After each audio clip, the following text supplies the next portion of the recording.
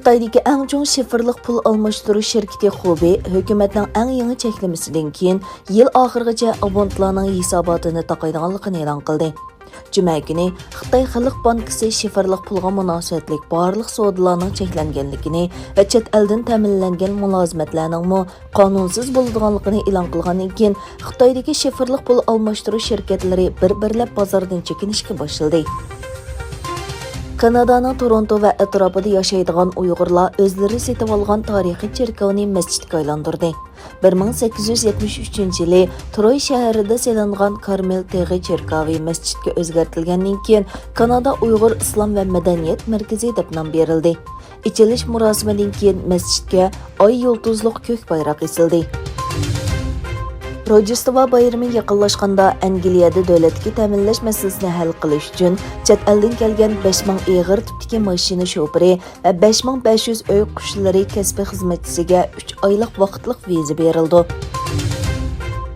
Janubiy Koreya Shimoliy Koreya rahbari Kim Jong-unning singlisi Kim Yo-jongning ikki Koreya orasida ijobiy suhbatning mumkinchiligini e'lon qilganligini ahamiyatli deb tasvirladi.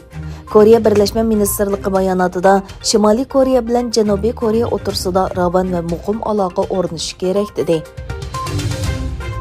خۇاۋېي شىركىتىنىڭ باش مالىيە ئەمەلدارى مىڭ ۋەنجۇنىڭ كانادادىكى تۇتۇپ تۇرۇلۇشى ئاخىرلاشقاندىن كېيىن خىتاي، كانادا ۋە ئامېرىكىنى ئەيىبلەپ بايانات ئېلان قىلدى.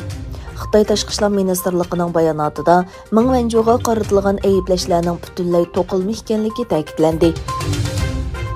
Afg'onistondagi vaqtliq Taliban hukumatining Tashqi ishlar ministrligi bayonotchisi Abdulqahar Balki bayonotida Kabul aerodromidan uchadigan barliq aviatsiya shirkatlari bilan hamkorlashadiganligini aytdi. Balki Kabul aerodromidagi texnikalik masalalarning hal qilinganligini ta'kidlab, o'zining ilgari aviatsiya tijorati qilgan barliq aviatsiya shirkatlari va davlatlarning bu yerdagi aviatsiya liniyasini asliga keltirishni umid qiladiganligini tilga oldi. Amerikaning Montana shtatining Joplin rayonida Chicago siyosiy safarini qilayotgan Imperiya qurg'uvchisi nomli yo'lovchilar poyezdining 5 vagoni relsdan chiqib ketdi. Egilanishicha, voqea yuz berganda poyezdda 147 yo'lovchi va 13 xodim bor ekan. Hodisada kam deganda 3 odam qazo qilgan, nurg'un odam yaralangan.